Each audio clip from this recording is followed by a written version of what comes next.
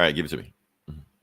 The following contains offensive language and spoilers. Listener discretion is advised. Dun, dun, dun, dun,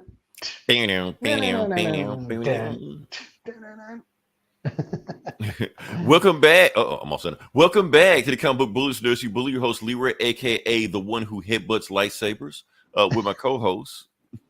This is Eli, aka Big League Chew Baka.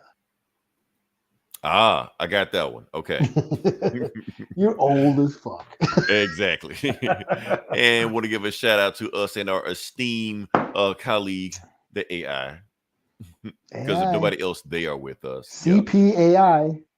Yeah, so here's the thing. So we have a light show. We didn't have a whole lot to talk about. So Eli, I want to dig into we had such a popular thing with the pop culture last week. I want to dig into some more stuff. So how about we talk about sports this weekend? Sports. Yes, sports. Athletics. Athletic, because if there's one thing nerds love is physical activity. That's right. So let's talk about it. Anyway, we're going to talk about it. So I don't know if you've been keeping up with the NBA draft happened this week, but apparently something big happened. Something historic happened this weekend. So number 55 in the draft pick was LeBron James Jr. Now, I don't know how much you know about sports, but there's a LeBron James Sr. that's in the NBA right now. I am aware of that, yes. Okay, just making sure we're on the same page. Okay, so that makes it historic that the first time a father and son duo is going to play at the same time in the NBA. So I thought that I thought that was pretty good. Like that's never happened before, On different teams? No, same team. Oh, well, that sucks. They should go head to head, man. You want some Darth Vader Luke shit, Like Rey Mysterio and his son is on WWE. They're fighting each other. That's a good pick. Okay, I didn't think about that. I was going through my head thinking like how many professional times that has happened before. And you're right, that has happened in WWE. So, but also in professional sports, can you name another time this happened? Father and son. Griffey, Ken Griffey, and boom! Jr.? Look at you. You sports maniac, you sports nerd. Who says you're a nerd? Eli is a fake nerd. I'm telling you right now, he is a jock. He's the one that was putting swirlies in people and throwing them in toilets. Yeah, throwing kids in dumpsters and shit. Right. Hey, Jakey Poo is in the house. Jake, what's going on? Did he say the boss is here? Yeah. The champ is here. Yeah. All right. So that's a good thing right there. Now, it's funny you asked about the Eli, about how they're playing on the same team, because there is some controversy about what's going on about that, like how LeBron James or Bronny got it on the same team as his dad, because people are saying that there may be a collusion, how maybe LeBron shouldn't have been in the, in the front office, behind the scenes, playing puppet master. Maybe it's nepotism. Maybe his son isn't even good enough to be in the league, with the way he shit the bed in college. But that's neither here nor there. This isn't the podcast for that. I know Eli knows everything about it because he just said he's a sports maniac, but we're not here for that. What I want to do is relate this to comics. Okay. That's what we're here for. Yeah, because you're talking about the Ramita boys. It's happened in comics before, also, but yeah, and that comics doesn't count because you can't. Like physically, at 35, I can't draw comics anymore. No, they can go past that. So yeah, you got the Ramita boys, you got the Cuberts, it's had before. Yeah. And reason I'm talking about that because in comics, there's a storyline that's on TV right now that said they actually based their storyline this season off this. And guess what the TV show was? Acolyte? I don't know. The Boys. Oh, yeah. I've actually talked about it before. They actually said it back at the beginning of the season, like the storyline they're doing right now is the LeBron James Bronny storyline. They're saying like, what if he recruited his son to the team and he's getting old and there may be a power struggle between them and stuff like that. So that's the thing they decided to go with. So I'm like, okay, that's actually, pretty cool. But that's not the only time that's happened in comics. Like I said, there's been other times in comics where there has been a father-son duo on the same team. For instance, Cyclops and Cable. I suppose. Yeah, that makes sense. Yeah, it makes sense. Yeah. Well, Vegeta and Trunks. Damian and Bruce Wayne. Sometimes, depending. On the But you same get the point. team. Yeah, On the yeah. same team, but you get the point. You get the point. Yeah. So, yeah. All right. So that's what I want to talk about. I just want to bring that. That's a historic moment. So I just want to bring that to light. And I thought that was pretty cool. Also, something else happened this week that we're probably not going to talk about, but I just briefly mention it. It was a debate that happened, and these were your two candidates. So Oh shit. That's all I'm gonna say. I'm gonna just leave it on. All I'm gonna say is that if one gets elected, he's not gonna make it another 4 years. And if another gets elected, we not gonna make another 4 years. So Yeah. damn if you do, damn if you don't. That's all I want to say. Move on past that. I think we dipped our toe in that enough, Eli. Start stocking up on water and canned goods, y'all. Right. We've done it before. We're experts at this now. All right. So Eli, you saw a movie. And you just sprung this up on me at the last minute. I have no idea what it is. Have never heard of it before. But that's what you're here for, to enlighten me. So I'm gonna bring you in. The movie you saw was, and I completely fucked this up at the beginning of it, A Violent Nature. Is that it? In a Violent Nature. In a Violent Nature. Okay. Mm-hmm. That's we're the movie crew. See, we know more about sports than movies. That's people need to know that. But like I said, this is the thing. Now, where did this debut on, or where did you watch it on? Well, it's on digital now. Okay. I also watched it with on Donut Scary Movie Night. Okay. So shout out to Donut and the Sprinkles. But no, it actually had it went to the theater for 2 weeks, like all movies now. Yeah. Okay. Like all movies. They go to the theater for a week or two, like Mad Max, and then now it's on, like Mad Max is on. They pulled Mad Max out of the theater. Yeah, they pulled it. Yeah. Furiosa's on streaming. Like what, last week? Yeah, because it was costing them more money to leave it in there. They're like, nah, get the shit out of here. So yeah, it's on streaming now. So yeah, crazy shit. Yeah. So this is on digital now. And yeah, I got a chance to check it out. It's very interesting. This is a slasher movie, all shot from the killer's perspective. Huh. It's all It's This sounds like your type of movie, Eli. Okay. Well, maybe jumping the gun. Okay. I did enjoy it for the most part, but that sort of POV view, those POV shots, they got old real quick. After about the first half hour, I'm like, okay, this is getting the gimmick is worn out. You know what I'm saying? What's that movie? Hardcore Henry. It was like that the whole time. It was like that, and that got old. Okay. Yeah. See, when you said POV, I didn't actually know you meant POV. You actually meant POV. POV, okay. Yes. Wow. It does deviate a couple times where it cuts to a couple of scenes of the campfire and the teens talking around the campfire. There are some cutaway, normal movie scenes, but for the most part, it is this killer just walking through the woods. Kind of like it was kind of like watching somebody play the Friday the 13th game. Okay. When somebody's playing Jason, right, and you're just watching him walk through the woods. And to tell you the truth, there's no musical score. There's no soundtrack.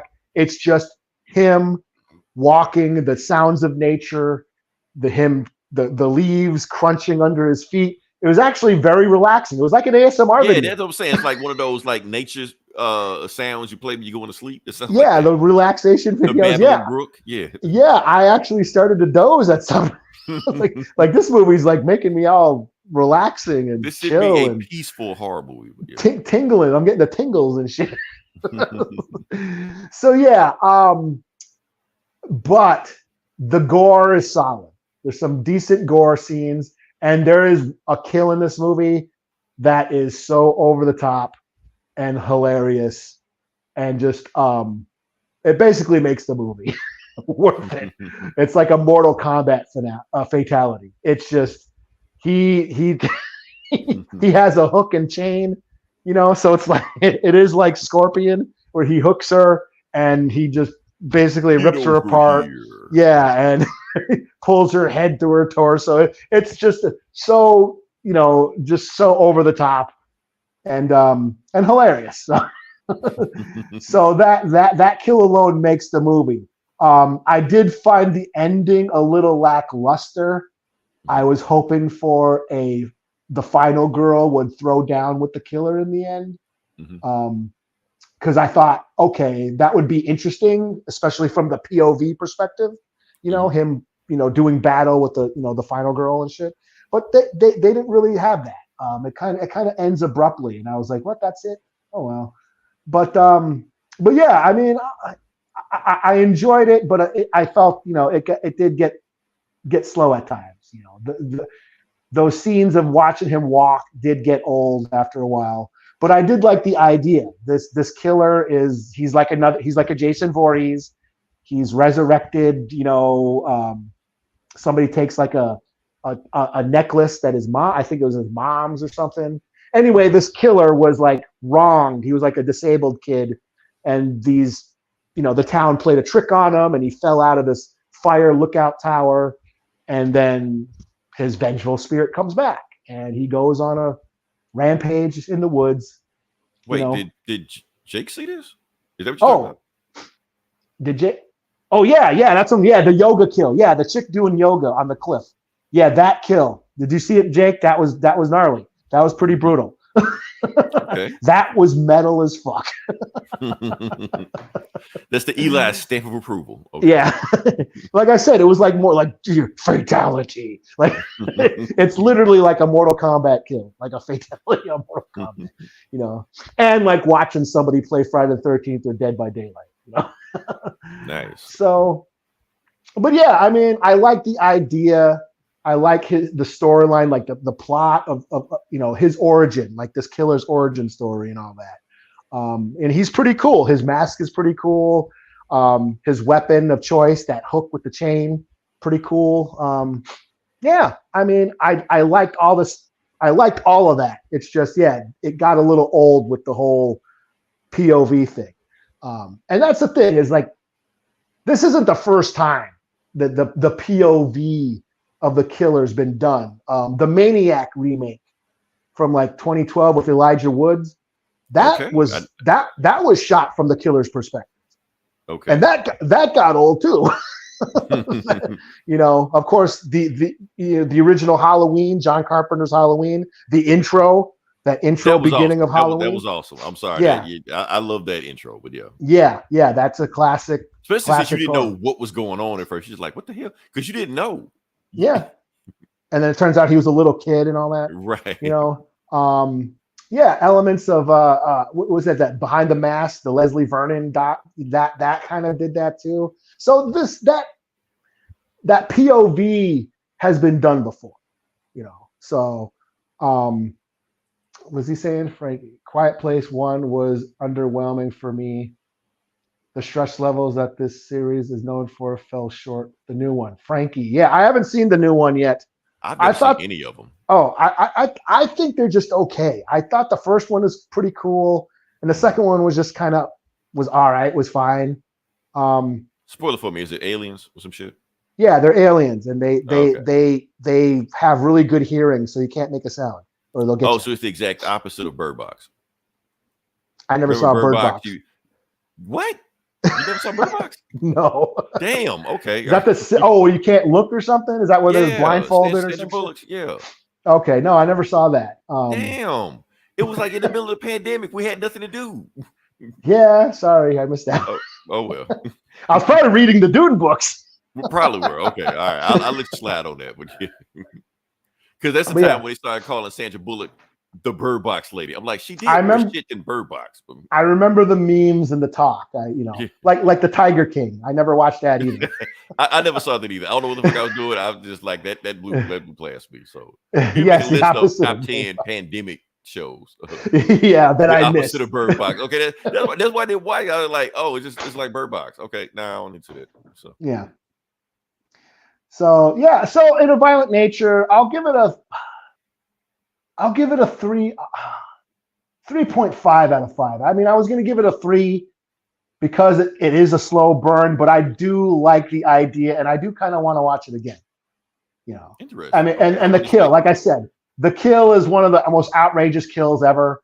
I think, ever since Terrifier 2, motherfuckers are trying to like one up each other now on the kills. The standard. Okay. Yeah. So the yoga kill that Jake was talking about, is worth the price of admission. It is just so over the top and just gory and just hilarious. I was like, damn, and just kept going. Like, so yeah, 3.5 out of 5. Interesting. Okay, because I heard it was on Shudder when I Googled it real quick. But I think Shudder got bought out by somebody, but I don't know. Like it's on another streaming platform. I think it's going to end up on Shudder. I think right now it's just on digital for like renting, like on Prime or Vudu or whatever. But like somebody owns Shudder. Like Shudder is like, you know how Hulu's with Disney Plus now? Like somebody has Shudder, but I don't know who. Yeah.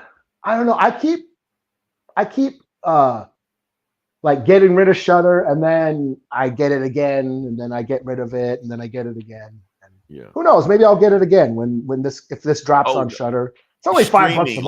Like streaming, Frankie. Yeah. You can rent it. VOD, yeah. Yeah, you can rent it on Apple or Prime, Vudu, all that shit. Oh, okay. He's with us now. He's with us. My fault. I didn't click the last one, Frankie. You with us now. All right. Yeah. All right. So we can move on to the next part of podcast. Sure. Okay, here we go. Okay, so here's the thing. Like I said, we're going to talk about Star Wars. Now, like I said, over the years of doing this podcast, we have learned how to navigate Star Wars discussions. So how we do it is that we let Eli set the tone. He gives his opinion up front, out the door first. That way I know how to navigate it from there. So I know whether or not to agree with them or just be ready to attack me with everything you have. So I know. This is it's a touchy situation. It's a very sensitive subject. We can talk about anything on here, presidency, whatever, Star Wars. That's very sensitive topic. So all right. So go ahead, Eli. I will let you start off, and you tell me what you thought about episode 5 of The Acolytes. Okay. Well, that being said, since you said all that, after last week, I was like, I didn't really give a shit about this show anymore. And I said, I'll catch the episodes whenever, So I knew it was on. I knew the episode dropped, and I was like, I don't give a shit. I'm gonna watch The Ultimate Fighter. But then I jump on Facebook and I see Leroy. Episode 5 of Acolyte was the shit. And notice I never said that about any other episode. Right. Or whatever. You just the Acolyte, new Acolyte was fire. I was like, oh no shit. Is it cool? So out of Leroy's suggestion, you're gonna throw it back on me. Okay. Well, I'll just let you know that I trust your judgment. Okay. So I threw it on out of Leroy. Leroy's advice. I threw it on. And it was fucking pretty cool. Okay, all right. Okay, we're on the same page. We passed this week then. Okay, next week I don't know what's gonna happen, but okay. Yeah. So far, so good. Okay. It's all downhill from here, but I'm sure. but this week was dope. Okay. It gave me my lightsaber porn, my lightsaber kink. and that's all I wanted. Look. Here's the thing. We're at episode 5 right now. Just be brutally honest. I don't care about any of the characters. I don't care about the story. The lore is getting to the point where it's damaging the franchise at this point. Where they're doing. But they're doing the one thing that I want them to do that honestly no other Disney show has gave me so far from Star Wars, and that's cool lightsaber fights. At least if nothing else, do that. Give me that bare minimum. You do that, I'll give you a pass grade. So just give me was it complete lightsaber porn all through the show? Yes, it was, and it was glorious. I loved it. Yeah, it was like a half-hour lightsaber duel. It was just half-hour lightsaber duel. That's it. Just give me that. I'm so sick of YouTubers, beating Disney at lightsaber fights. That should not be where the best lightsaber fights are. Some asshole in his backyard, doing lightsaber fights. So now when you give me shit like this when a motherfucker headbutts lightsabers, yes, I'm like, yes. I don't know what it means. I don't know why he's doing it. I don't care. Just give it to me. And we were seeing shit we never seen before. Like when he stuck the one guy and then he force pulled the other guy and impaled them both. I was like, oh! I was like, that shit was cool. That shit was cool. Then shut the hands up afterward, like, you made a Jedi kebab or some shit? Yeah, that was the shit. I was like, okay, y'all. If there's anything this show is going to be remembered for, they better give that credit. for showing that. Like I said, no matter what you think about this show, you got to give credit. Now, here's the thing, Eli. Like I said, you got these right-wing YouTubers out here that have been hating on this show as hard. And even they have to give it up for this show. Even they are saying, well, this was the least worst episode. Hey. That's the best they give it. Hey, when it comes down to it, top 5 episodes of Star Wars shows ever? Maybe top 3? I'm saying top 3. Okay. What we got? Okay. Mandalorian season 2, last episode. Finale, yeah. Finale. Best episode so far. What you get after that, number 2? I mean, Disney Star Wars. I mean, well, you don't want to ask me because I'll go into the Clone Wars and shit. But okay. But like shit with like, but I mean, I loved Andor, but yeah, I mean, yeah. I like the episode with Bill Burr. Those Bill Burr episodes on Mando are some of my favorites. You're gonna hate me. You're gonna hate me for this. With my second favorite, Book of Boba Fett, the last episode. That was all right. It was just nonstop action, man. I will give it. I'll say top. That would be number 5. I would say. Okay, I'm just saying it was just nonstop action, just shit, and it was just shit just happened all over the place. He wrote a fucking Rancor, man. Come on. He wrote a Rancor. Finally, yes, that was that's what the show finally gave us. But then Baby Yoda put it to sleep. So yeah. But no, like I'm saying, like this was like one of the coolest things I've seen from any Star Wars show on Disney ever. Right, like they brought it. Like this is what we have been expecting. Like, and that's what they're good at. This is they should be good at giving us the lightsaber kink. Like, if nothing else, just get this right. You're right. I don't give a shit about anything. Yeah, everybody fucking died, and I don't care. But right, and that's the thing. Like, we should be upset about this, but I don't give a fuck about any of these people. I kind of gave a little fuck about X-23. A little bit. Yeah, I didn't expect her to go. I didn't expect her to go when out. she went, I was like, it was like, oh shit, she gone. But the way she went out, like, damn, he fucked her up. He fucked her up 3, like he stuck her 3 times. Like, you know, the old 1, 2, 3. I mean, that might be like the first time somebody in a Disney Star Wars show died from a lightsaber. Because everybody else just gets up from that shit, you know. Who's this? If you start Plan B, does it still work? I can't read it. I don't know. That may be a personal question. I don't know. I don't know. Yeah. Like, well, thanks for listening. Yeah, thanks for listening. We don't know. But even when he snapped his neck, he didn't even he broke his arm first. Yeah. And then snapped his neck. I was like, damn, Yor caught it. Oh well, fuck him. Never liked him anyway, so shit. Yeah. And you were right. I mean, well, yeah, you were right. It was the one guy. What's his name? That's what I was saying. Eli, you're spoiled for me because I was just about to bring it home. I was gonna be like, what was it? Yeah. The guy that like, this is the greatest reveal in Star Wars history. Yeah, Darth Gimp. Yeah. Right. Darth Gimp. Who is Darth Gimp? And who was it finally realized as? Boom. That guy. Like, yeah. really? And that's the thing. It's like, okay. And the only reason I didn't think it was him, even though it was so obvious, I was like, because look, this is him from The Good Place.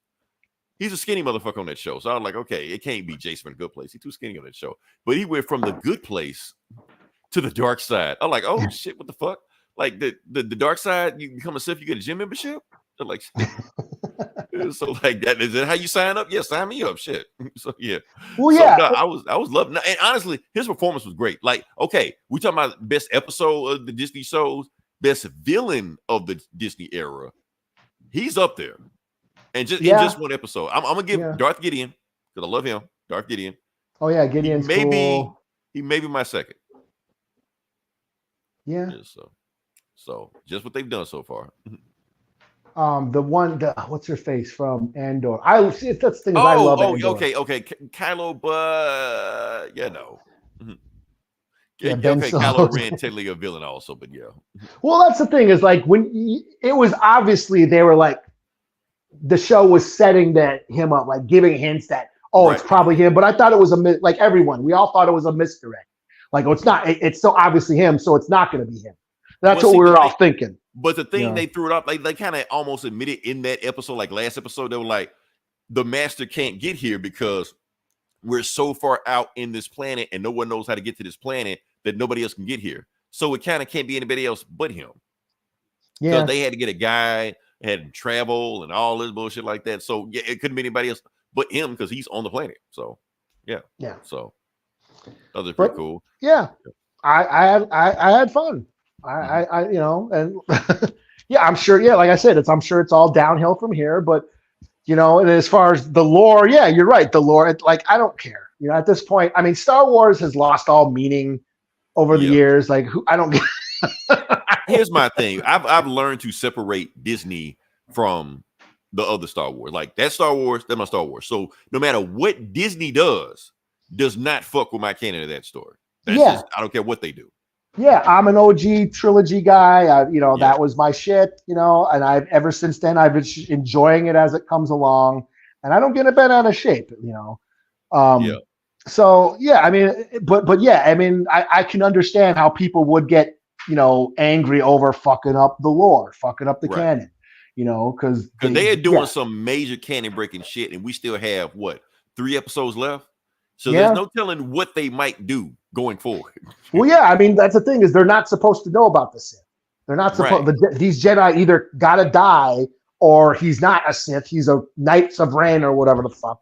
You know, again, that would track because these Disney shows are always fixing what the Disney prequels have done. You know, making those matter. You know, Obi-Wan and Bad Batch making the Rise of Skywalker matter with the cloning, and we haven't really seen shit from the Knights of Ren on anything except like in the comics. I've read some comics where they showed up, but you know, we haven't really seen them. So, or that what's his name, Soul? Either he dies or he leaves the Jedi Order. You know, but they can't. Yeah, or he's a Sith. I mean, that may be it. He may be Darth Souls or something like that, and that's why. And he may have kicked that dude out. You know. And that may be why he killed him. I don't know. I'm just throwing. And see that, but they were saying that about Ki-Adi Mundi last week. You know, like he can't know because he's the one who said they were extinct back in Phantom Menace. So maybe he was a double agent, or he was a Sith all along, or some shit. And that's just stupid, you know. but yeah, I mean, but at this point, I'm like, whatever. I mean, like I said, the value of Star Wars has kind of diminished over the years, and you know, people don't like, you know, this new generation doesn't love it as much as we do, because that's all I see. Like when I do get online and I do read the stupid comments, these Star Wars fans getting all bent out of shape over the dumbest shit. It's like, yeah, because they give a fuck.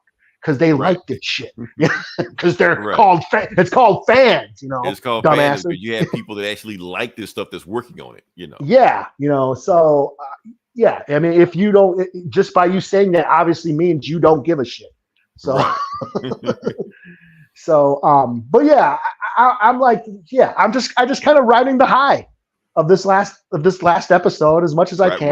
Ride it good. You like ride it good because we don't know what's gonna happen. Just smoking that bowl as long as I can, as long as it lasts. Okay, Doom Slayer, thanks for edging to us. Sweet, yeah. We should. I take it as high praise. I take it as high praise. Hey, man, we better start charging for this shit, yo. We can't give this. Oh, glad you said that. We have subscriptions. I'm sorry.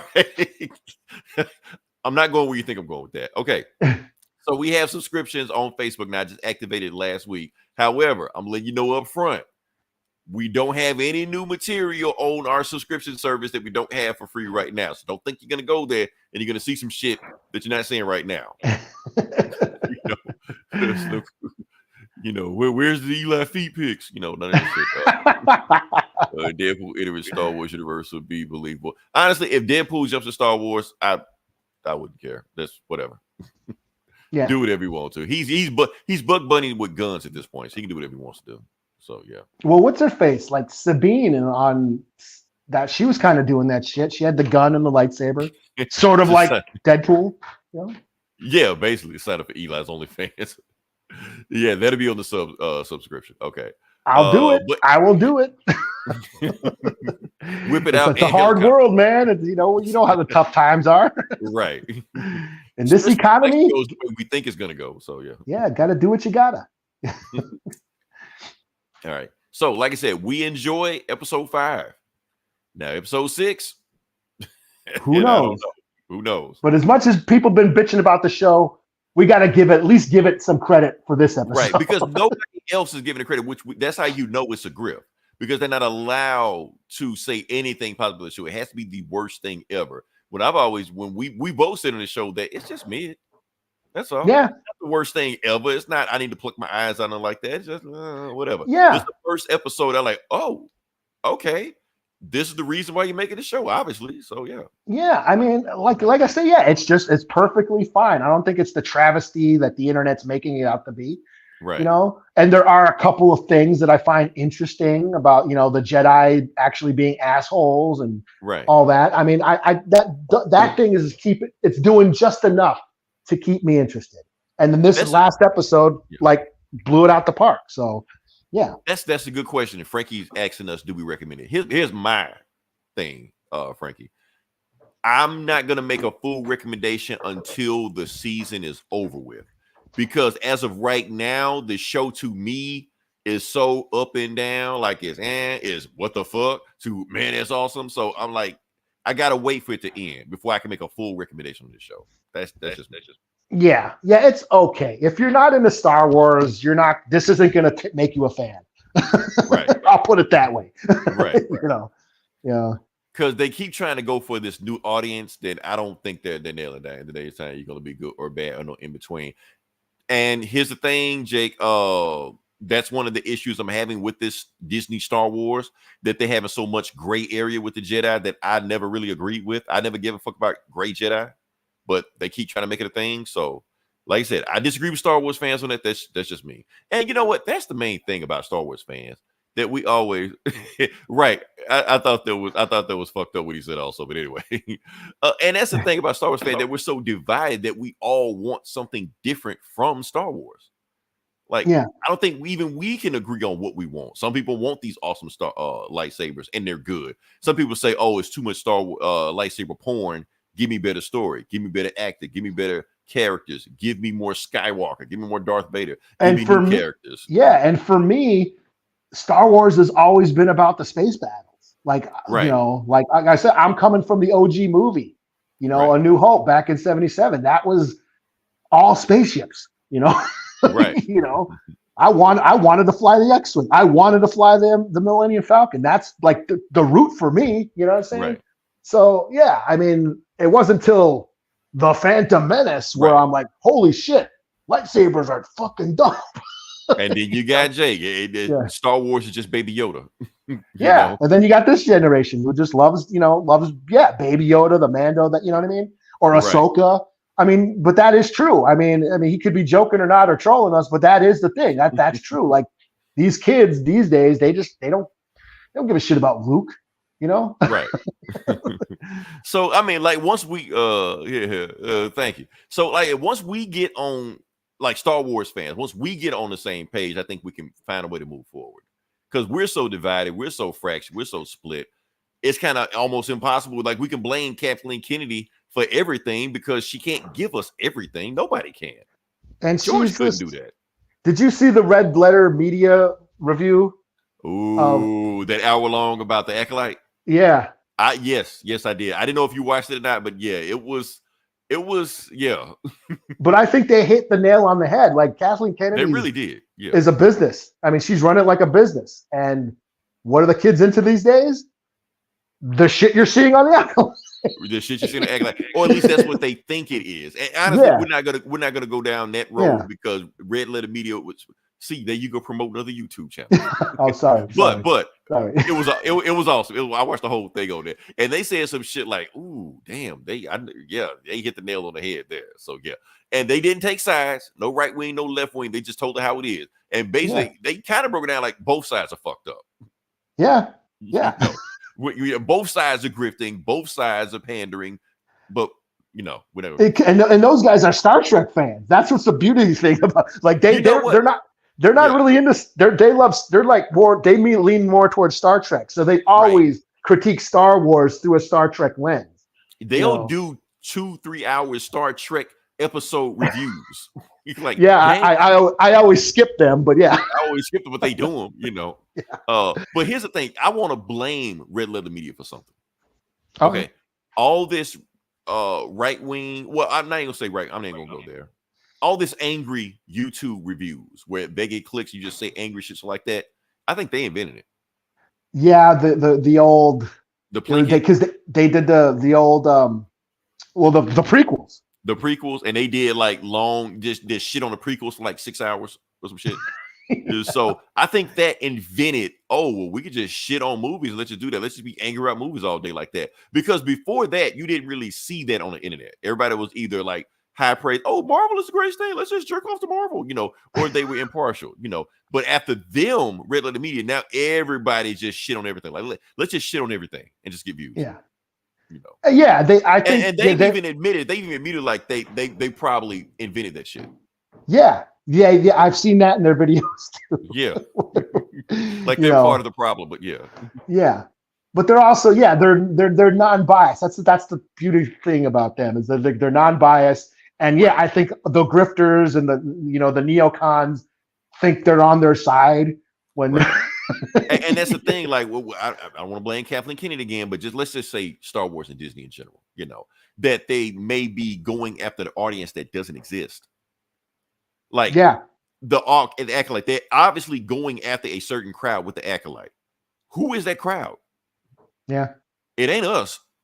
Like, no, it ain't the old like school. we didn't say, man, I wish they had a show like this. Like, no. The crowd they're going for, they're trying to cater to that crowd. That crowd doesn't exist, and that's why they're suffering. Yeah, let's stop because now we're about to. Yeah, and that's the thing with Book of Boba Fett. Like, that should have been for the old school fans, but they fucked that up, but then they gave us Andor, so they have the capacity to do. Let's stop. That's what I'm saying. We're going. This is why, Eli. Yeah, you're right. Remember the good old days when Siskel and Ebert told you movies were. Yeah, they were out of touch. They were out of touch. Yeah. You know what? I stopped watching Siskel and Ebert when they gave Friday 2 thumbs down. These dudes know what the fuck they're talking about. Okay. Well, they didn't like any of the horror movies that I grew up on. Right. Like, they hated all the horror movies. Real cinema. Yeah. Yeah. Oh, man. Like, it's funny going back to YouTube and watching them review like all the Friday the 13th movies. Yeah. Or even when they started doing like superhero movies, like right before superhero movies started kicking in, they were like, yeah, this is a fun movie, but I hope this doesn't take over Hollywood. I hope Hollywood doesn't think this is the only type of movies to make. They said that shit like back in the 80s, and then Hollywood did not listen to anything they said. What do we got? Oh, damn. Okay. Jake just might be banned, yo. Blocked and reported. Both. So, Jake, you broke our hearts. Right. All right. Godfather 2, Michael Corleone kissing Fredo. You broke my. I knew it was you. You broke my. All right. Let me say, I threw in a Hail Mary. I threw in an audible, Eli. Can we talk about another topic in between topics? Sure. Okay. Since negative reviews are all over the place, let's talk about something negative. The Superman photo leaks. Superman photo. Oh, okay. Yeah. There's negative. Okay. All right. Well, let's hear what you think, Leroy. I want to know what Leroy thinks, because Leroy's, when it comes to Superman, the only opinion that matters is Leroy's. Okay, so let's start about it. We're gonna talk about, because there was some leaks that happened, and boom, this is some leaks of the photo that came out. So they got them on set what they look like. And honestly, Eli, that suit looks like shit. There's no way to sugarcoat it. It just does. Why does it look so bulky? Why does it look wrinkly?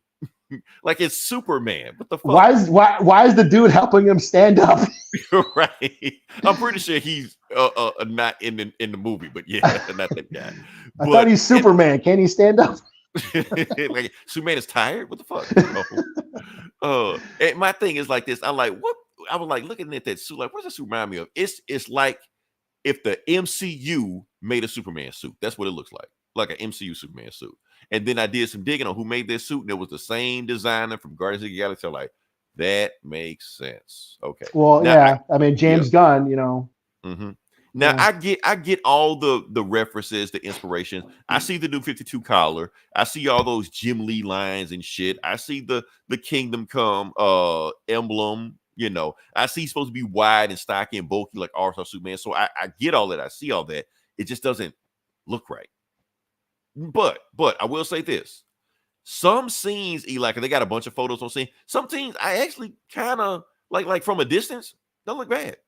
He's got the yellow emblem on the back. That's backs now. So I like Yeah. that look bad. I can if you squint, it looks okay. So Don't wear your glasses, basically. don't wear your glasses. That's it. Don't And watch people, it in 4K. right. But here's the thing that pissed me off, Eli. People are saying, that looks like the CW. That looks like a CW suit. I'm like, no, it doesn't. Because the CW has a Superman. Yeah. It's pretty And- cool. And honestly, that suit looks better than what shit James Gunn just did. You know, and if That you show, read- Lois and Superman, or Lois and Superman and Superman. Lois, that show is Right. pretty fucking cool. Not even that. Let's go back to Crisis Infinite Earth when they actually did a Kingdom Come Superman and had Brandon Routh came back. That suit still looks better than what the shit James Gunn just did. So don't give me that. They've had better suits than that. So don't put the CW in this shit. They see that they piss me off when they talk about bringing the CW in there. But yeah. So leave the CW alone. That's okay. But honestly, if I squint, I could get past Superman's suit, Eli. That's not what really messed me up. What really messed me up was Clark Kent. Oh, What the fuck is this? yeah. What's Like, that? I'm God, like, what's Big Fun? What is that fucking band called? Whoa, whoa! They sang that song from like I don't know when my kid was little. He liked it. I like from where you got him from what era, but yeah. Yeah, it was like 2000, early 2010s. But fucking hates shit. too bad. Okay, Frankie, you're blocked also and reported. So both of y'all are no soup for either one of you. So yeah. You're voted off the island, both y'all. Right. You are the weakest link. Yeah. Back to that. But y'all like, what the fuck was this Clark Kent shit, man? Like, okay, but here's the thing, because in my mind, Eli, I'm trying to rationalize. I'm trying to rationalize everything I'm seeing. Because okay, there was no way you would think that guy is this guy. I mean, let's be honest. So that's one thing they're trying to do there, I guess. So I don't know. But that being said, okay, but let's talk about something else that they not only revealed Superman, they revealed a bunch of other people also, revealed the engineer, stuff like that. But another one, like one of my fan favorites, that the reason that I'm going to see this movie is, and I hope they do him right, is Mr. Terrific. So Okay. hopefully they do Mr. Terrific right. Like I said, he's gonna be in the movie. I don't know if you recognize the actor Eli. He's the same guy that played Darwin in the X-Men movies. You know, the mutant power was can't be killed. Yeah. Okay. They got killed. So, Yeah. And yeah. talking about First Class. First Class, yeah, that. Yeah. So hopefully James Gunn is introducing him into bigger things. Because like I said, in the DC comics, Mr. Terrific is a big deal. He had his own team. Not only was he on Justice Society, he had his own team. The Terrifics was kind of like DC's version of the Fantastic Four. And the way that book, and it was written by this Geeks and Comics, you know, their god, Jeff Lemire. You know, they worshipped him on every episode they had. Shout out to that show. So hopefully this leads into that. Terrific. Because here's the thing, Eli, if they do some bullshit and he becomes the black dude that dies in every movie, and he dies in this movie, fuck this whole movie. You're gonna hear me if they kill Mr. Terrific, you're gonna hear me rant for 2 hours on this podcast about this movie. Fuck this movie. I'm gonna be worse than those guys on the other side when they took this DC Comics. You're gonna wish I was this DC Comics. Leroy Letter Media. Right. So they better hope they don't do that shit. So yeah, all right. So keep moving next part podcast. Sure. Okay. So yeah, well, James Gunn is a part. Yeah, well, basically what I was say is James Gunn is doing this. Mhm. You know, everyone. You know, the nerds were like, which is better, MCU or the DCU? Now they're the same. Now. Right. It didn't make a difference now. Like, let's just turn the DCU into the MCU. Like, that's not what I wanted. But whatever. Go with what sells. All right. So we're gonna move on to the next part of the podcast. We're gonna talk to the Vidja game section. Now, Eli, I let you down because I was supposed to have some footage for you this week. Oh. But I got lazy and didn't record it. So But I'm gonna let you talk. I'm gonna let you talk because you play the game. Okay. Yeah, I played Let's it. throw some Yeah, footage up. So yeah. yeah. What's that footage? It's just pics because I'm on the Switch. Mhm. I downloaded this for free on Nintendo Switch. This is Star Wars Hunters, and I guess the Switch doesn't let you upload to Twitch. I guess I didn't No. know how to like record footage or record shit on the Switch. Okay. So the thing is, I think the Switch will let you record. And if anybody in the chat has an answer for that, feel free to comment right now. Let us know because I'm not on the Switch like that. But I think you can record footage. But no, it doesn't have any streaming device on there. It doesn't have Twitch. Doesn't have YouTube. Doesn't have anything like that. So Yeah, yeah, it's a pain in the ass to it because the reason is because Nintendo doesn't really like people to upload their shit anyway. Matter of fact, honestly, Eli, I think if you try to upload like a actual official Nintendo game like Mario Kart or Zelda, Nintendo will come after your ass. oh, So that's why you never see me. That's why I haven't bought a Switch or anything like that because I don't want them coming after me. I got enough strikes as it is, so I don't need more. So, yeah. let's see. Are you guys playing? Pick up Star Wars Outlaws. I don't know. I don't know. I mean, the thing, see, and don't think I'm one of those guys bitching about the game. No, I just don't have time to dedicate to like gaming like that, like I used to. Mhm. So, like, I never played the Jedi out. Like, I tried playing the Jedi Outcast or whatever. What's that? The game with the Jedi with the redhead kid. You know? Damn. If you said it Jedi. just a second ago, I would have told you what it was. Yeah, but anyways, I tried playing that for like a couple days, and all I was doing was monkey barring across cliffs and shit. I'm like, So I ain't got time for this. part one or part two? Well, the first game. Okay. Have you played part two yet? No. Me neither. I'm Yeah. gonna get around to it. I'm gonna get around to it eventually. Yeah. Yeah.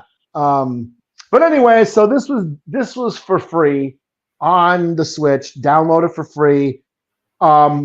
The free version, although it limits what you can play. I can't play as like the Mandalorians or the guy with the lightsaber or any of that shit. And dude, they make a series based on pod racing. I've been saying that. Well, they have the pod racer game. They have, but that's like Nintendo 64. The 64, yeah. Yeah, that's like way back in the day, but yeah. But so anyways, Star Wars Hunters, it's basically like a team shooter game. Kind of like Call of Duty, kind of like Gears of War or Overwatch and stuff like Overwatch, Fortnite, you're on a team, you're on a squad, you got to take out the other team. And you get to choose your different characters. Of course, you level up, you get XP points and get your perks and all that shit. Each hunter has a different ability. I just thought about something. Okay, yeah. So you just said it's a shooter, Star Wars shooter. Mm-hmm. So how is this different from Battlefront? It's team matches. It's team. These matches, they're only like 5 minutes long. That's why I've been playing it so much because they're really short. You go through a match in 5 minutes. You start the next one. You're not waiting. Yeah, you don't have these long, drawn out battles and shit where you're getting your ass kicked for a half hour.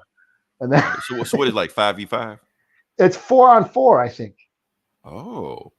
And yeah, I've been having fun with it. It's pretty enjoyable. It's like I said, it's very quick paced. The matches are pretty short. And yeah, it's just a breezy little game. I mean, I haven't paid for the full version, so I haven't gotten any of the extra characters. And I don't know if I will. But other than that, it's pretty simple. I don't see myself. I don't think it's going to be the next Call of Duty or anything, or Halo or some shit. But it's that simple. Just you jump in, you shoot the other teammate. You either got the command and conquer, or what is the capture the flag, or the death match. There's different modes, like matches. But yeah, I mean. And then you upgrade your characters and shit, So yeah, I mean, I've been having fun with it, for the past few days. Yeah, I'll give it a 3.5 out of 5. I mean, I've been playing with the Wookiee, and your standard bounty hunter, like your first basic character is like a bounty hunter with a rifle and rocket launcher. Your standard Mandalorian or yeah. just No, just a bounty hunter.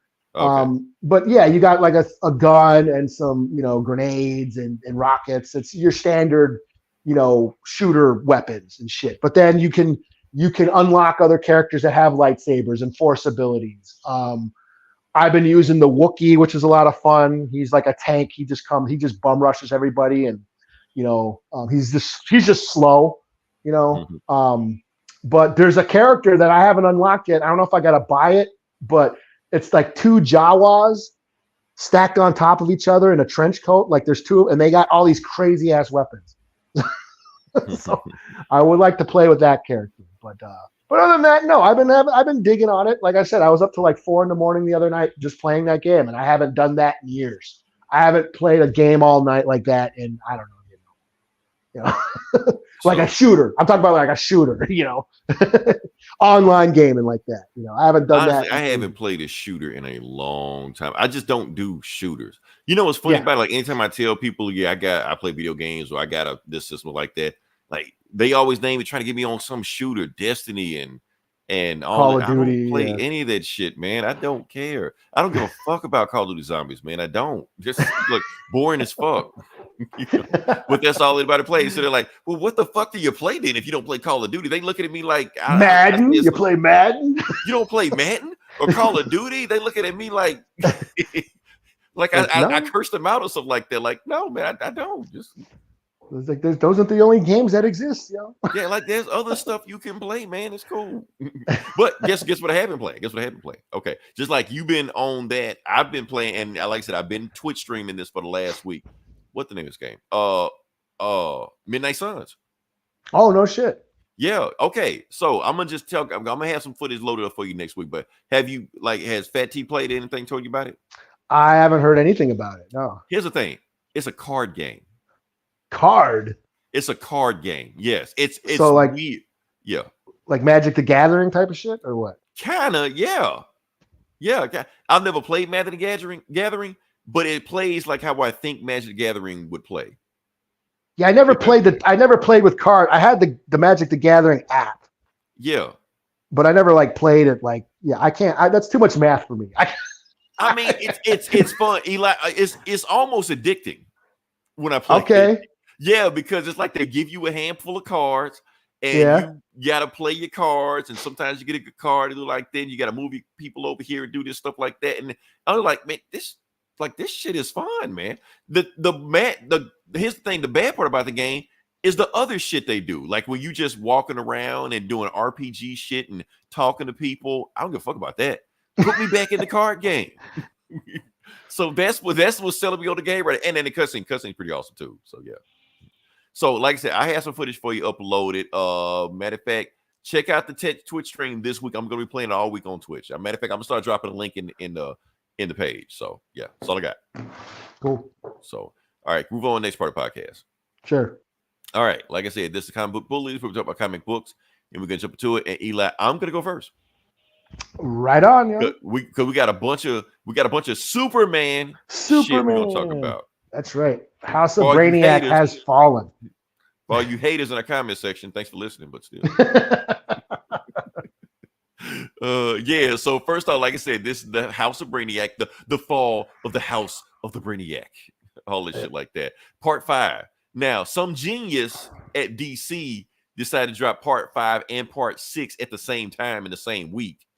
So good job on you, whatever asshole did that. So we're going to end up reviewing both of those this week. So we're going to start with part 5. We're going to just jump into it. So let's get into it. And Eli Red also is going to help me out just in case I miss anything. I did read these, yes. All right, so let's get into it. So the book starts off with, like I said, the last issue actually had Lobo's whole family of the Zarnians wiped out, killed by one swipe by the Brainiac Queen. And she's feeding off Superman and all the Kryptonians. That's how she's getting powered up. And she felt the Zarnians also. And she's getting even more powerful. But she killed all the Zarnians except one. She didn't kill the main man. She didn't kill Lobo. And Lobo was pissed. She's like, who the fuck told you to kill my family, Brainiac? Nobody kills my family but me. So You're gonna answer to me now, because he was on Brainiac's side until Brainiac just did that bullshit. And Brainiac's just like, man, my wife just killed your whole family, man. What are you gonna do? He was like, well, Brainiac, you think you may be smarter than me, but I'm smart enough to do one thing. And bam, free Superman. So now it's Lobo and Superman versus Brainiac and his wife. So they were like, okay, but Superman just got drained because the Brainiac Queen fed on him, so he's still recovering. So he freed all of the other super people, and now Lobo was kind of like apologizing, like, look, man, I didn't mean to stab you in the back. Brainiac screwed me over, which I kind of knew it was happening. I can't beat him on my own, so I need your help, Superman. And matter of fact, if you tell anybody outside of this shit right here, I'm gonna beat your ass. So let's go after him. And Brainiac's like, kill them all, since his people at him. So now, and the Brainiac Queen is just beating the shit out of all of them, but Brainiac is doing other shit because since she's weak because she just killed all the Zarnians, they still have kind of a chance to not get wiped out immediately. So he decided to free Lena Luthor, Lex Luthor's daughter, and decided to plug her into the Brainiac ship. Why is he plugging her into the ship? Because to control all his drones, to control the Brainiac Queen, and to control all the ship is too taxing on him. So he needs somebody else in his place to run all the information through. Now, it may kill her, but that's a chance he's willing to take. So while they're getting the ass beat by the Brainiac Queen, getting shit smacked out of him and shit, and Brainiac, so yeah, they're getting the hell kicked out of him. And Connor, Superboy, just remembers, wait a minute. One of our supervillains that fought like a couple issues ago used my powers in a way that I never used it before. So let me do the same thing. So he does his kinetic energy into the floor, and what he does, he shorts out the Brainiac ship. And since he shorts out the Brainiac ship, he shorts out the Brainiac Queen. So he stops her for a little while. He's like, what the hell did you just do? So yeah, so everything's paused, and she gets short circuit, and she's hurt. And Brainiac is like, no, what did they do to you? And Superman's like, what the hell going on, Brainiac? And then Brainiac's like, you're too stupid to understand what's going on with me. And Superman is like getting a good shot in on him, and he finally realized what Brainiac's whole plan was this entire time, making his whole queen. Is because yes, Brainiac knows everything in the multiverse, how the universe ends, how the universe begins, but he doesn't have anybody to share that information with. That's why he made his queen. He wants a family. That's Brainiac's whole plan. And Brainiac, shut up, you don't know shit about me, Superman, and slams into the wall and shit like that, and that's when his the Kaluans, I may be screwing it up, but I'm gonna call them Kaluans. The Kaluan, basically from Brainiac's home planet. He was like, Brainiac, what did you do? You were gonna stop you, Brainiac. And like, no, you're not gonna stop me. And what Brainiac does end up brainwashing them. And Superman realized, okay, I'm not dead yet from that hit that Brainiac just gave me. So my superpowers are slowly starting to come back, And that's when the super twins show up, like super dead, all this shit like that. So, and that's when they decide to basically let's get the hell off this ship. But they can't leave because they got all these bottle cities still on the ship. And Superman, leave no city behind or people behind. So we got to save everyone. That's the super rule, So, and that's when Lex Luthor and Supergirl shows up. Luthor said, don't worry about this. I got a plan to stop Brainiac once and for all. And Superman is pissed because this whole thing is kind of Lex Luthor's fault. And Supergirl like, hold up, cuz, hear him out. Let him talk. He like, I got a plan. Like, look, I know what Brainiac made me work on the Brainiac Queen, but he didn't understand that when I did that, I made a backdoor into his network. So he let me in without knowing he let me in.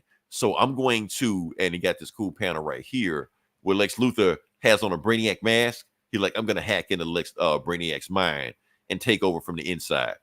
But Superman knows that if Lex Luthor does that, that could possibly kill him. And Lex Luthor like, so what you gonna do, Superman? Stop me from saving my daughter? Or are you gonna let me do my job? You're like, man, what do you want? He was like, I want you to keep Brainiac off my ass while I happen to his network. Because the moment I get into his network, he's gonna send his drones after to kill me. He's like, fine, we can do that. He's like, I know you can. So Luthor hacks in, and here comes the Brainiac drones and the Brainiac. And Lobo's is like, I want a piece of Brainiac for what he did to my family. So now you got this cool panel right here, Supergirl, Superman, and Lobo. And the other super family are freeing the bottle cities. That's where they are right now. So you just got these three holding the line to save Lex Luthor, give him time to hack into the system. And like Brainiac's like, oh, you're not fighting my army. You're fighting my family. To be continued. So yeah. Honestly, it was the penultimate episode. It's giving us ready for the finale. Even this episode, they just gave me this episode, I would have been happy with this. But we got the finale coming up. So yeah. So even this issue, I'm gonna give it a 4 out of 5 because we finally understand what Brainiac's plan is. And I'm satisfied with his plan. I think his plan is evil enough for him to do all this bullshit he's doing. Are you going? Okay. Are you going to do the next issue now, or are you going to wait? I'm gonna let you go, then I'm gonna come back and do it. Oh, okay. So to be continued. To be continued. Dun, dun, so slap a score on this. 4 to 5. I'm getting 4 to 5. So, yeah. Yeah. That's pretty cool. Yeah. All right. Well, I guess I will go with Blood Hunt number 4. Here we go. Okay. The big summer blockbuster. Yeah, Marvel's big event where Blade has taken over the world. And with vampires. Yes, Blade. This issue they revealed that Blade is being possessed by Varna or whatever, the original vampire in the Marvel universe. Oh no, it's I'm pretty sure it was Varna or something. Okay, and they said that's a thing that's been in the Marvel universe. I never. I guess he dates back to like even Conan fought this thing. Huh. So, yeah. Yeah. So, what is it? Yeah, where'd it go? I got the panel right here. Oh, yeah. You back on the computer. You can load the panels again. I am Varney. No, I'm on my phone. Sorry. Oh. Varney. Varna. Varnae.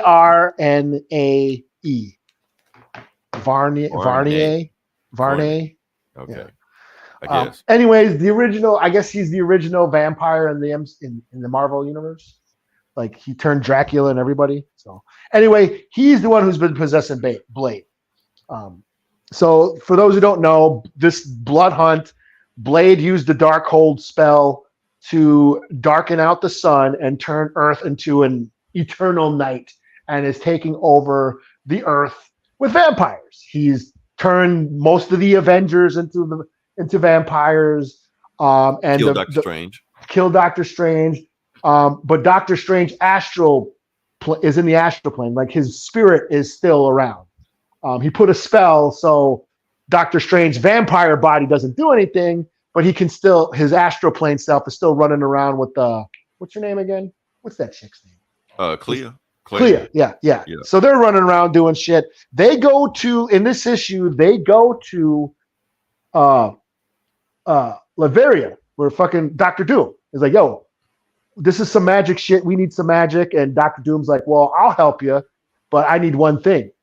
Uh-oh. I need to be the Sorcerer Supreme. They've been trying to keep him out of that shit for like decades now. He gonna find a way to become Sorcerer Supreme. So, yeah, so that's the only way this is gonna happen. I have to be able to have ultimate power. So I'm sure that's gonna go well. And then we cut to what's their name? Tigra and what's this dude's name again? Hunter's Moon. Hunter's Moon. Yeah, him. Yeah. So they're in Asgard, right? Yeah, they're in Asgard and they're trying to free Moon Knight or no Khonshu. Because I guess Khonshu in Asgard. I don't know. I guess this is like they trapped him. I haven't been reading Moon Knight. I guess they trapped him. And was it Jason Aaron's run or something? I don't know. I don't know what's going on. But Khonshu's trapped is basically in Asgardian jail. And Tigra and Hunter's Moon go to Asgard to break him out, but they can't. So they get the Wrecker. Like, tried to take over the world and shit. I remember that now. Black Panther beat the fuck out of Moon Knight. Yeah, okay. Yeah. So they get the Wrecker and his Asgardian crowbar to break the door open, which I thought was pretty funny. So did the Wrecker showed up or just his crowbar? No, he shows up. He shows up. Okay. Yeah, there's oh shit, just him. Just him with this Asgardian crowbar, and he breaks open the chains and sets Khonshu free. Meanwhile, back in the Blade's lair, he's basically doing the ritual where he's going to become all powerful and become a vampire god. But then Khonshu shows up with like every Moon Knight ever. with Okay. like an army of Moon Knight, Knights. He shows up, and then fucking Blade. So T'Challa's a vampire, and he's been like kind of Blade made him like his servant, like his Renfield or something like that. And T'Challa comes at him with a stick, like with a blade, and tries to stick Blade. Mm-hmm. And Blade with his ultimate vampire powers, and you think you're gonna kill me with that little knife? I was like, oh no, I wasn't trying to kill you. I was just freeing Thor. So back in like issue 1 or 2, when Thor got stuck in the head with a spike, right? and he's been like all chained up. Blade had him all chained up with a spike in his head. So T'Challa took the blade out, and it turns out the heart-shaped herb has been fighting the vampire virus. So he wasn't totally, and he's just been biding his time. So he wasn't totally a vampire. Right. That was in that Blood Hunt Black Panther book we read, but yeah. Yeah. So he took the spike out of Thor's head and freed Thor. So Thor's all free, and he's like, "Aye, my lady," or how Thor talks.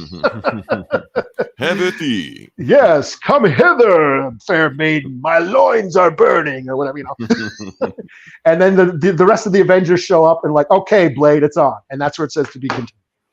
So only one more issue. So I'm sure the last issue is going to be just a big fight between Blade and his vampires and the Avengers, who are now free, or the few remaining Avengers left.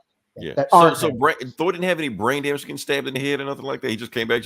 I guess, man. He just that looked like they fucked him up pretty good in that issue I read, but okay. Yeah, I mean, he was all chained up with a spike in his head. Well, he was full of spikes. He was like all impaled. He was all stuck with a bunch of spikes, and he had one in his head. But he's still there. Like when he's free, like that last panel, like Thor is all still full of spikes, but he's got he's got the lightning coming back, and he's like, all right, still in his head. Like they left one in his head, and he no, he's still got him like all in his body and shit, in his arms and shit. Okay. So pretty cool. And I'm sure, of course, this is the regular issue. There is the red band issues, the ones that are R-rated with more violence. I have not been reading those, so I'm sure those panels are more hard, and go relish in the gore and shit. But I haven't been reading those issues. But I gotta say, this issue was pretty fun. I mean, this is just a big, dumb, stupid blockbuster. Leave your brain at the door. It's vampires versus the Avengers, whatever. But this was pretty fun. I mean, the Wrecker showing up with his magic crowbar. Like, come on. Dr. Doom as a support sorcerer supreme. I'm like, okay, sure. Like, let's do it. That's been a storyline so a lot of the Avengers, like, whatever you do not let Dr. Doom become Sorcerer Supreme. They've been trying to do this stuff for the longest. So we'll see. One more issue, Okay. So I'll give this a 4 out of 5. Okay, cool. All right. So next book I'm going to do is the finale of the House of Brainiac, the fall of the House of the Brainiac. Yeah. So this is Superman 15. I know we just did Action Comics 1066, and now we're doing Superman 15 because, like I said, somebody wanted to drop both of these in the same week. So I don't know. I did think that was a little weird too. Yeah. Like, why are you doing that? I don't know. Give us time to breathe, man. But yeah. Anyway, Superman 15. Let's get to it. The finale. House of Brainiac. Fall of the House of Brainiac. All right. So, like I said, we just left off what happened with that one. And the House of Brainiac ship is blowing up. Reason it's blowing up is because Lex Luthor is hacking into their system. And he's getting in there. And meanwhile, he's protecting it. And meanwhile, you got Superman, Supergirl, and Lobo getting the shit kicked out of them by a bunch of Brainiacs. That's a fucking dope panel. That's a dope ass panel. Yeah, just a bunch of, they just getting overwhelmed and shit. And basically, while they're fighting, Brainiac is trying to power up the Queen because the Queen got deactivated when they deactivated the ship. So it's only a matter of time before she gets back online. But until then, Brainiac can just kill everybody. And meanwhile, Superman just freezes a bunch of Brainiacs, goes to Brainiac Prime. He was like, Brainiac, this shit stops now. And then Brainiac, bam, punches him in the head. And Superman's just like, damn, okay, so my head is still attached to my body. So obviously I'm back in full power. Thanks, Brainiac. Thanks for letting me know. Bam, and see heat vision in full power. And Brainiac just walks through that shit. Like I kind of forgot Brainiac was that damn powerful. So, and he just like punches him again and shit. Like, fuck you, Superman. So basically what he's telling him is that when my queen gets back online, she's gonna kill everybody in your family anyway. Everybody except you. I'm gonna leave you alive on purpose, just strong enough, just weak enough, so she can feed off your ass for the end of eternity. But everybody else in your family gonna die, and I'm gonna take her back to the earth, and she's gonna kill everybody on your planet also. And meanwhile, you can see Lobo and Supergirl getting their ass kicked because there's too many Brainiacs overwhelming them. And she was like looking at the House of Brainiac has won. And then you got the rest of the super family coming in because they were free in the bottle cities. They're like, screw all that. Let's just whoop some Brainiac's ass. So they join in, but even them joining in really doesn't do anything. They get a few hits in, but they still get overwhelmed. So they're fighting a losing battle, basically. So the only thing that can save them, did I screw up? Oh no, brain panel. Anyway, and that's the most important panel. Anyway, screw all that. Lex Luthor finally can hack into the system. That's the best panel right there, man. The best panel was Lex Luthor was able to hack into the system, able to find Brainiac's brain, his nervous system, his CPU, and he was thinking like whether or not he wants to, absorb the information for himself or just stop it. But he decided like eventually, now I'm gonna just delete Brainiac's information. So he jumps into the network himself to delete Brainiac's information, even though it probably going to kill him too. So when he does it, now Brainiac is cut off from his hive mind. So the drones fall down. Boom, drones gone. His family wake up from their hive mind, so they're no longer possessed anymore like that. So that was just Brainiac just by himself, and Lex Luthor is not dead. He's still moaning and shit like that, but so they out of the system. Meanwhile, it's a countdown until it hits 0 about how long they got before they can get out of it. Because like Brainiac intelligence 58, Brainiac intelligence 43, like this. So it's about to blow up. They're about to get out of here. So like, okay, so Lobo has all the bottle cities. He was able to get them, and he basically smashes them all together. So he solved their problem. Like, yeah, I got all bottle cities. I got them. So like, okay, Superman tells everybody get out. Find some escape pods. Everybody get out of here and go. I'm going to take care of Brainiac. And meanwhile, Brainiac is talking to his family, his Kaluan family. He's like, where y'all going? Y'all can't leave me. He was like, you can't possess me. And he's like, don't turn your back on me. So right before he's about to smack them, he gets heat vision again by Superman, And Superman's like, Brainiac, what the fuck did you want? Why'd you kidnap my family? Why'd you take everybody? Why'd you do all this? He was like, because I needed more power. And Superman's trying to tell him, because the thing is, the more since the intelligence and the ship's blowing up, Brainiac is getting dumber. So since he's getting dumber, he's getting more frustrated. He's starting to feel more emotions. And that's what Superman's trying to tell him. Like the emotions you're feeling is regret. The reason you're feeling regret is because you got all this knowledge, but nobody to share it with. That's why you took the family. That's why you took all these drones. That's why you made this wife, because you know that eventually you're going to die and you want to pass this information on to somebody. And now you realize that you're dying and everything you know is dying with you. You're feeling what every other living person on the universe feels. This is the first time you're feeling this, Brainiac. And Brainiac, so he's finally talking sense to the Brainiac. Superman is finally talking sense to Brainiac. Brainiac's what's going on. He's like, look, man, whatever you do, just save the Kaluans. Just make sure they don't die. And Superman, he like, you sure? He like, yeah, just save them. I don't care what happens to me. So Superman, boom, takes off before the ship blows off. And the whole thing is counting down. Brainiac, 12%. Brainiac, 5%. And you can see the Kaluan city flying away from the Brainiac ship. But how is it flying away? Because Superman saves it. It did it again. Damn it. Fuck this book. Anyway, I'll just tell you what happened. Fuck comic styles anywhere like that. Anyway, what's going on right now? Yes, I second that. Yeah. Yeah. First comic style. I'll give it time to load up, something like that. Because basically what's going on with this ship, Superman saved them, but before Brainiac completely blows up in the fire of his Brainiac ship, he sends the Queen Brainiac, who is dormant right now with no power, he sends her out on the ship on her own before it blows up. Kind of like it's reminiscent of like when Jor-El sent Kal-El from Planet Krypton. It's like the same frame where Brainiac sent Queen Brainiac out of the ship before Brainiac blew up. So he's dead. We see Brainiac blows up. He dies. But not before sending Queen Brainiac off like that. He was like, where my story ends, your story begins. My queen. That's how the story goes on. So yeah. Oh, the fucking woke shit. There's fucking woke shit. So now Brainiac is a chick now. Yeah, what the fuck, this woke trash. So that's basically what happened. Yeah, so Brainiac is going to be a chick going forward. So we know that. Okay, we got it so loaded up. All right, so what happened? So the aftermath of everything was going on. They're back in Metropolis. Everybody's here. So you had Power Girl and the Steels holding down Metropolis while they was off in space doing space shit, you know. And basically what happened to the bottle cities, the Kaluans were able to regrow the cities. And they put all the cities into a planet of their own and calling it Kolu 2.0. So all those bottle cities are on one planet now. And Lobo's like, this is going to be chaos. So it's just my type of chaos. I'm there. Right. So I know this is going to be crazy. So he's talking to Superman. He's like, damn, Superman. So we had this big adventure like that, man. I'm kind of liking this new you because I've never seen you pissed off like this before. People should kidnap your family more often, you know.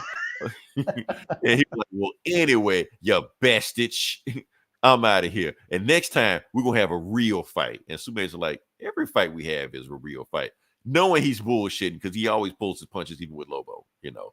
And that's when Lois Lane's like, okay, hey, you gonna make out with this dude, or you gonna come see your wife? Because I ain't seen you in weeks. So he goes down there with his wife. He kisses and stuff like that. They, you know, hug and stuff like that. And that's when Lena Luthor and Luthor show. They're like, Superman, we got to talk.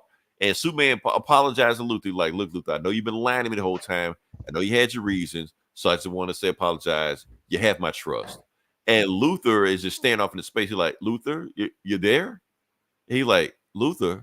Who's Lex Luthor? So he fried his brain when he blew up the Brainiac ship. To be continued. But that's not the big thing. So they say, okay, the next issue, Absolute Power #1. But after that, Doomsday is back. Is that who that was? So I was wondering, is that Doomsday? That's the panel, because that's a reminiscent of the panel when Doomsday was freeing himself. He was punching through the walls like that. Where is he right now? Where has he been? Who knows? You know. So he's back. So yeah, that's Doomsday. Doomsday's coming back. So yeah. Right. But that's in the fall. That's months from now. We ain't got to worry about that right now. So because Absolute Power is coming, man. Because Absolute Power now. One catastrophe at a time. So yeah. So overall, this was a satisfying conclusion. This may be the death of Brainiac. They've reset Luthor because Luthor, and in the panel, I'm trying to show you that when Luthor reset Brainiac's brain, he was like, I got to save my daughter and my friends. So when he was saying his friends, he was talking about Superman and his family.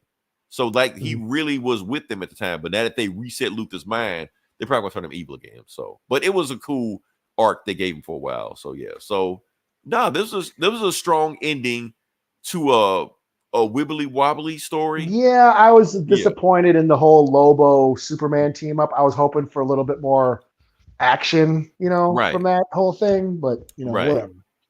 And so, and it kind of wrapped up his family. He found his long family, wrapped it up a little bit too clean. Just kill them off, be done with it. So yeah. Yeah.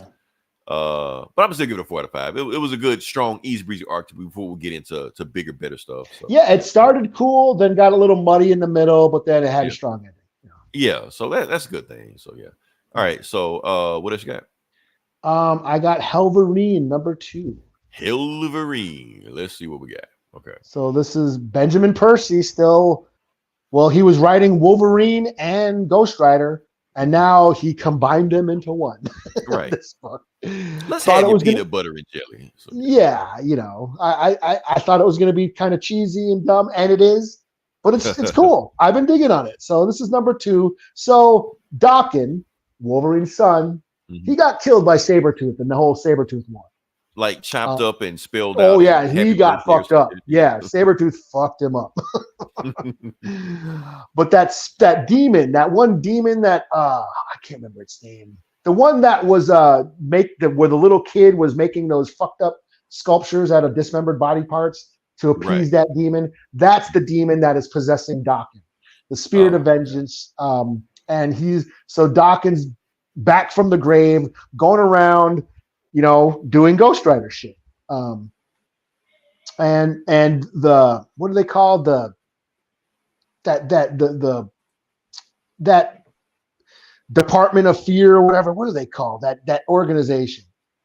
Project Hellfire, this government organization that has been working with Hellfire magic, and they've been resurrecting dead soldiers and giving them Hellfire magic and turned them into like a squad of they look like Cenobites from Hellraiser called the Destroyers. And they got Wolverine. They're like, yo, your son's going around, with the spirit of vengeance, fucking up the place. So Wolverine's like, okay, I'll go get him. I said, no, you got to take this team with you. He's like, no, I work alone. So he storms out of there, but they send a hellhound after him to go track him. And then meanwhile, it turns out that the Destroyers, they're ex-dead soldiers with Hellfire, possessed by Hellfire. It turns out that they're retaining some of their memories and their souls. So one of them goes back to his family. He shows up at his family's house like as this like demon Cenobite type of thing and scares the shit out of the daughter and the wife. And Wolverine shows up and chops off his head. And then they have a big fight and shit. The Hellhound shows up. This is Wolverine tears them apart and shit. But then the Destroyers, these Cenobites, are like going. They start wilding out because they're retaining their memories from when they were alive. So they take off, and where the hell are they going? And Wolverine's like, I think they declared war on our country. So, so you got these undead soldiers possessed by Hellfire, about to fuck up the place. So Wolverine has got to. I think that's what this is going. I think he's going to find Daken with the spirit of vengeance, and then they're going to go fight these dead soldiers. So, but this was fun. This was fun. I'll give it a 4 out of 5. I didn't think I was going to like this. I thought it was going to be dumb, but it is. It's dumb. Like again, just dumb, stupid fun. And Benjamin Percy is still on this book. He's incorporating, elements of his other runs, his other, arcs that he's written with Wolverine and Ghost Rider. So it's cool. 4 out of 5. Okay. And sometimes, dumb, stupid fun, that's not a bad thing at all times. Yeah. Okay. All right. Eli, are you ready for me to do an indie book? Oh yeah, let's do it, yo. Okay. All right. So Taylor, it's Dark Horse. I'm doing a Dark Horse book. Okay. So the book I'm doing is ANANSI Boys number 1. ANANSI Boys.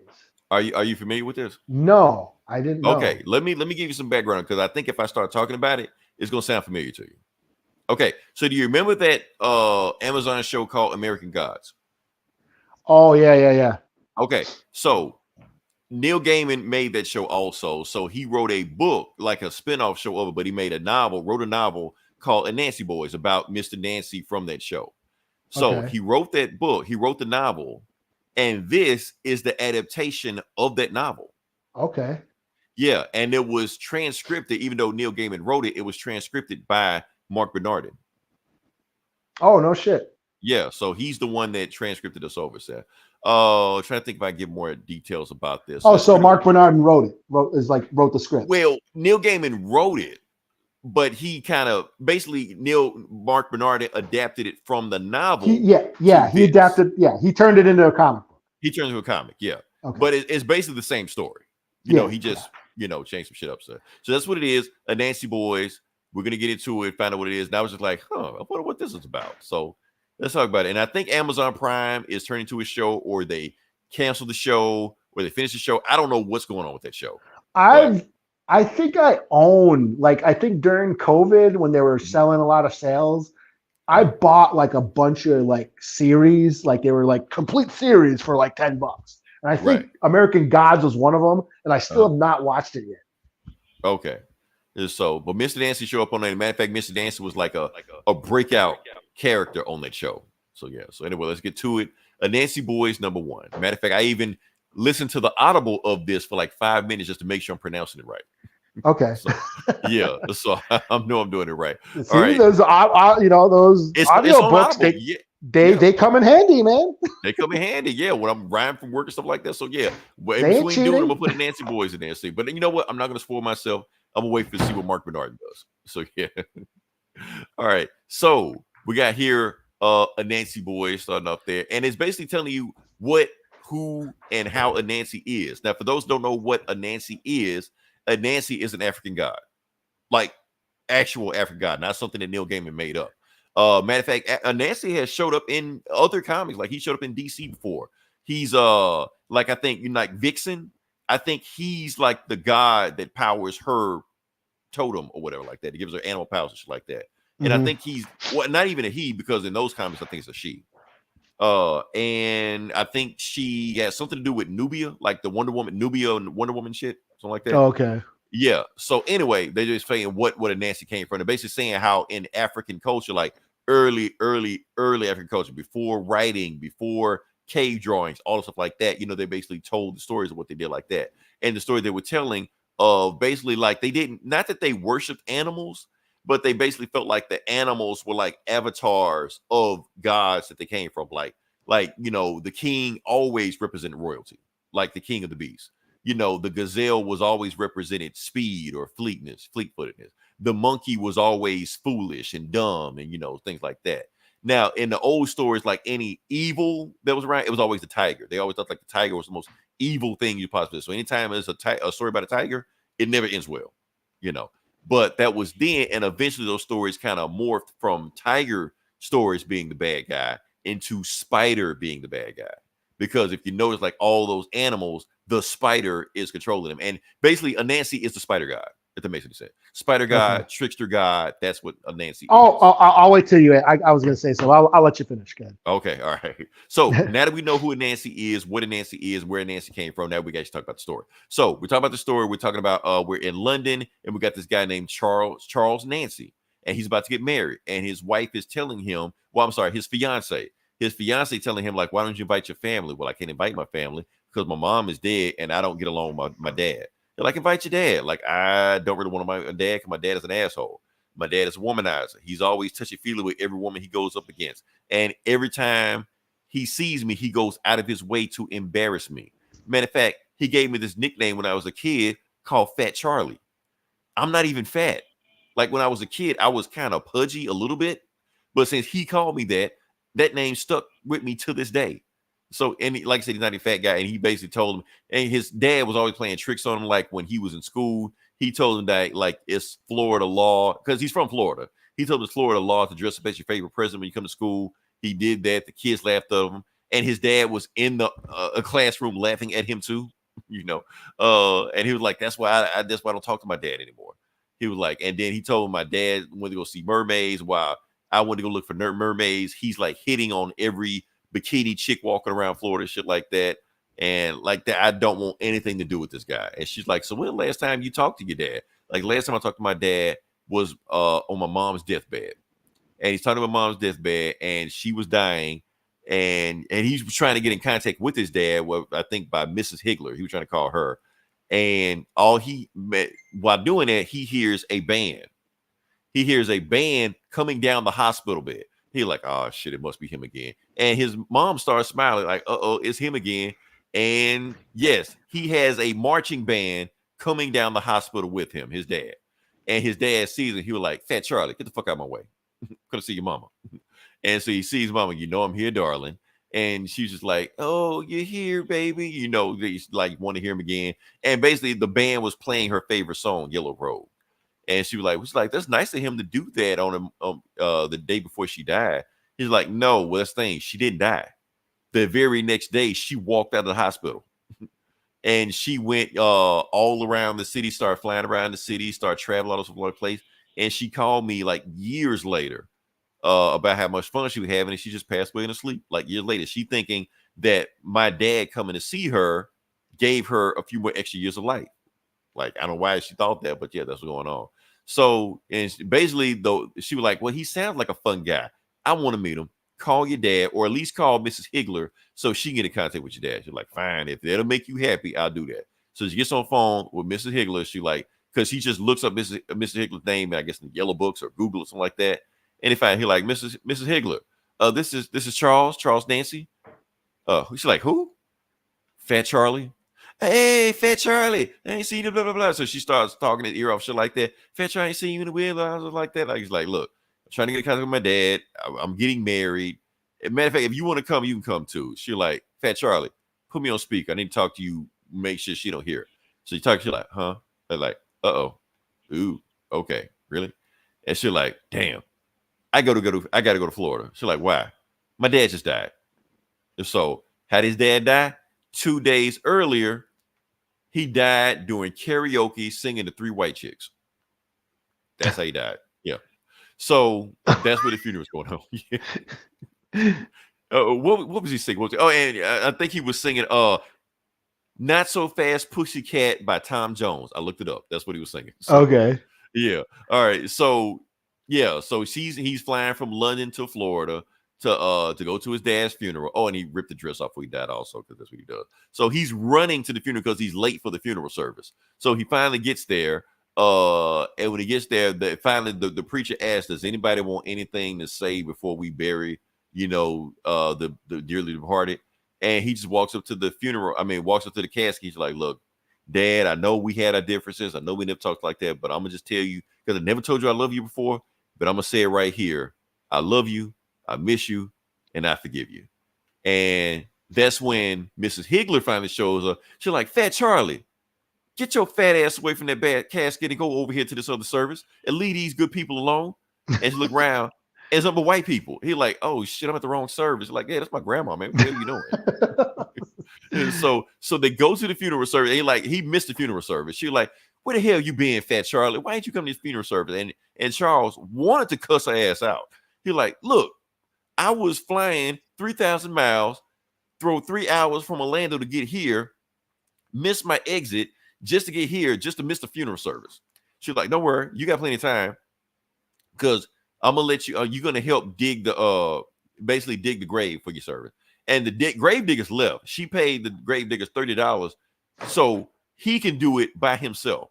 So he had to bury his dad, just by himself in the rain, And he's like, look, you paid your service. All right, let's go. And she's like, it's okay. You have to cry. Like, I'm not even crying. This is raining, She's like, and one more thing you got to do. You got to put your dad's house in order, because now we got to find out some way to do with all his belongings in his house. So he goes to his house, and he didn't know that his dad was like this voracious reader. He sees nothing but novels in his house. And he picks up this photo, and he sees 2 kids in there. Like, what's this other kid like? He sees one photo of him, but like, where does this other kid come from? Or he think maybe it's two pictures of him. And basically, Mrs. Higgler basically saying, how much she misses him. And he had this perfect smile. He was so handsome. He had this smile that could make a woman's toes curl. And he's like, whoa, hold up now. Mrs. Higgler, did you and my dad, like, hold up, don't you ever talk to me like that? I'm a grown woman. I mean, we kissed once, but that was before your mama, And he was just like, and he's pissed off. He was like, look, my dad was a deadbeat. He was a rotten father, rotten husband. I always cheated on my mom and shit like that, kicking over his books like that. I don't give a damn about these books. And Miss Higgler like, look, I know you pissed off about your dad, but don't judge your dad by a man, because your dad was a god. And he like, wait, what? To be continued. So, yeah. So he didn't know anything about that. So his dad was Mr. Nancy, Nancy, the trickster god, spider god, whatever like that, So the next book is going to dig deeper into that lore. So yeah, this book got, I mean, it's still gaming. Like, when is like, y'all want to praise Jeff Lemire and suck all these other writers' dicks and shit like that? This is Neil Gaiman. Neil Gaiman don't miss. That's what it is. What do we got here? They should make a series based on pod racing. Oh, he's talking about that's old. He's still talking about pod racing. What do we got here? Steve. Yes, I'm glad you said that. He very, very much looked like Steve Harvey in this. So if they made a Steve, even though I think Orlando Jones played Mr. Nancy in the American Gods, and I think they've already done this. Yes, they need to put Steve Harvey in there and play Mr. Nancy. He'd be the perfect Steve Nancy. I mean, that's Steve Nancy. Steve Harvey. Steve Harvey. But yeah. Damn. Now I can't get that out of my head now. Because he did. Yeah, that's very much Steve Harvey. But yeah. All right. So Eli, anything else you got? Or no? What I was gonna say, the whole thing about the trickster god and the spider. Yeah. So I watched the Lakota version of Avengers. Okay. Yeah, I'm not going to review it right now, but just a little tidbit. Loki, what they called him in the Lakota version, they called him Iktomi, which means So spider. they didn't call him Loki; they called him Iktomi. Okay, all right. Iktomi, which means spider, because spider in our stories is the trickster. So just a little tidbit from Avengers in Lakota. Yeah. Interesting. That is. Yeah. So I wonder how many like cultures have a spider as their trickster god. They're tricksters. Yeah. Because we've seen this before. Like different cultures will kind of collect, like they kind of hit the nail on the head at the same time. It happened before, you know. Yeah. So yeah, that's weird. And like every civilization, like a lot of civilizations hate spiders. Now, funny thing in Christianity, like we related snakes to evil. That's what we do. Like snakes are the evil, snakes are the tricksters, stuff like that. So it's funny. But like the Seminoles and like I think Hindus, snakes are gods, you know. Right. That's the thing. Like the West hates dragons, but the East worships them. You know, like it's funny how that works out. So yeah, I'm into the story. I'm interested. I want to see where it goes. Like I said, Neil Gaiman don't miss. So we're gonna keep going from that one. I guess we talked about everything. We ran through some topics, Eli. Yeah. Like I said, if you listen this long, definitely like, share, subscribe. Like I said, all we need you to do is listen 30 seconds. That's not long. That's 30 seconds. That's it. You had 30 seconds that will affect the algorithm. It'll boost us up, put us out there. So yeah. We're gonna come back next week with something else. I don't know what I'm gonna do. I don't know what we're gonna talk about. Something else will drop. What else comes up? Something will happen. Deadpool ain't next week. Don't worry about it. No. Well, if you ever get around to Lakota and Avengers in Lakota. Here's the thing. Let's talk about Lakota Avengers for a second. I tried to get into it. Like I said, I watched the Spanish version of it, the Los Vengadores. I watched the Spanish version of it, but the thing is, with the Lakota language, just to be honest with you, Eli, I don't have like a way in there. So, because I was trying to listen for the language of it to see what was going on with that one, but I don't have any like reference words to get off on there. Now, I will say this. Now, I heard what's the Bruce Banner guy's name? The actor, the main actor, Mark Ruffalo. Mark Ruffalo. I heard Mark Ruffalo. I'll be honest with you, Eli.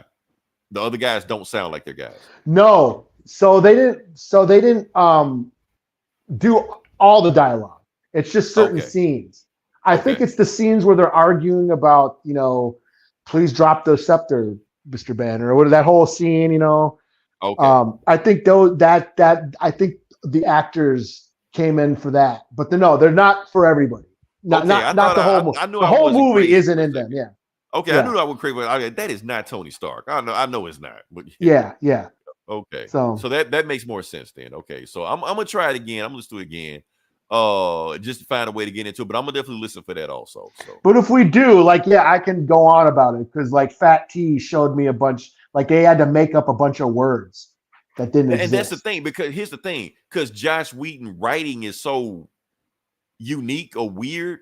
Like even like some of the writing he does right now, like I said, when Avengers came out, like almost like 15 years ago or some shit, 13, something like that. 2012, like even the language we use in that one, some of those words like are outdated. Like you got to make up something for that. Even the Spanish version I doing, they changed some shit. You know, it wasn't the exact same with that. Also, they had to make stuff fit in there. So. Yeah, well, just certain words didn't exist, like that don't exist, like walkie-talkie and shit like that. Right. You know, so Fat T gave me he found a list of the words they made. But if we talk about it, I can go into that. Yeah, but we don't have to do it. No problem. But I'm gonna check it out again. Like I said, I don't need an excuse to watch Avengers. I'm watching every language if I have to. So yeah. But yeah, like I said, check us out next week. We're gonna come up with new stuff. Until then, this is Leroy. This is Eli. We'll talk to you guys next week. Same bullet time, same bullet channel.